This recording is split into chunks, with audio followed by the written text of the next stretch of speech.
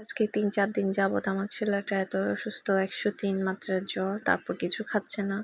মানে ভাতের দানা পর্যন্ত মুখে দিচ্ছে না, দানা জাতীয়। তো আসসালামু আলাইকুম, সবাই কেমন আছেন? Welcome back to my another new blog. তো দেখতে পাচ্ছেন আমি বিকাল থেকে ব্লগটা শুরু করেছি। আমি চিকেন নাগেট বানিয়ে রাখতেছি। নাগেটটা আমার ছেলেটা অনেক পছন্দ করে, কিন্তু জ্বর থাকার কারণে ছেলে কিছুই খেতে পারতেছে না। তো সবাই দোয়া করবেন আমার ছেলের জন্য, যেন ডেঙ্গু জ্বরটা তাড়াতাড়ি সেরে যায়। কারণ আমাদের এলাকাতে সবাই ডেঙ্গুতে আক্রান্ত। মানে অবশেষে আমার ছেলের ডেঙ্গু জ্বর ধরা পড়লো, খুবই খারাপ অবস্থা। তো সবাই দোয়া করবেন আর কি, আমার ছেলে যেন তাড়াতাড়ি সুস্থ হয়ে যায়। তো এদিকে আমি চিকেন নাগেটটা রেডি করে রাখছি। রেডি করে তারপরও কিছু ওদের জন্য ভেজে দিচ্ছি। ছেলে তো খেতে পারতেছে না, তো মেয়েকে ভেজে দিলাম আর কি। আর এটা আমি অনেক আগে বানিয়ে রাখলাম, সবসময় বানিয়ে রাখি এটা। তো বাচ্চারা বেশি পছন্দ করে, আমারও ভালো লাগে।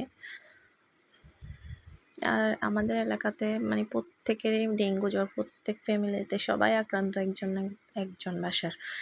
আমার দেবরেরও জ্বর, সবার মানে বাড়ির মধ্যে সবার জ্বর, অবস্থা খারাপ।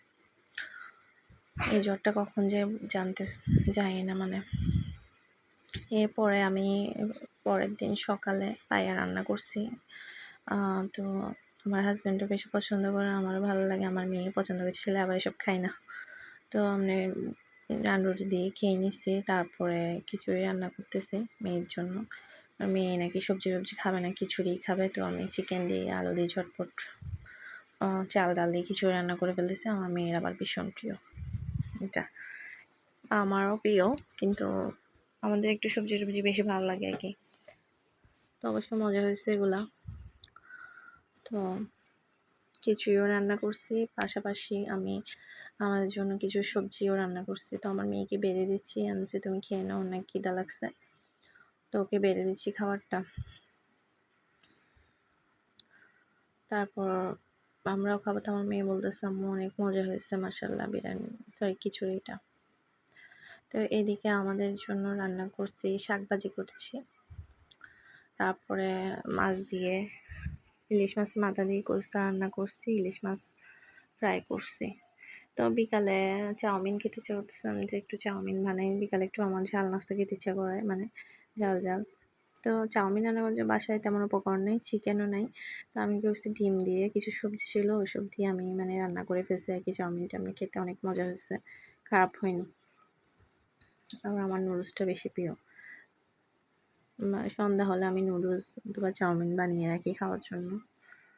তো এটা অনেক সুস্বাদু হয়েছে।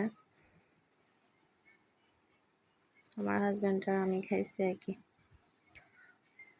তো ছেলে মেয়ে চিকেন নাগেটটা বেশি পছন্দ করে, ওদেরকে চিকেন নাগেট, তারপর আবার ডিম চপ বানিয়েছি, আমার মেয়ে পছন্দ করে। সন্ধ্যার নাস্তা ছিল ডিম চপ আর হচ্ছে চাউমিন। তারপর আমার মেয়ে যে ভাইরাল আইসক্রিম দেখছে, আমারও তো আইসক্রিম ডিসকন ভালো লাগে আইসক্রিমটা না, তো খাবে। আমার তো মেয়ে ওরা বানিয়ে আসছে খেয়েছে। বলছে আম্মু অনেক মজা, চকলেট ছিল পরে, মানে চকলেট ফ্লেভার সহ সবকিছু মিলে অসাধারণ। তো আজকের মতো এখানে বিদায় নিচ্ছি, আল্লাহ হাফেজ।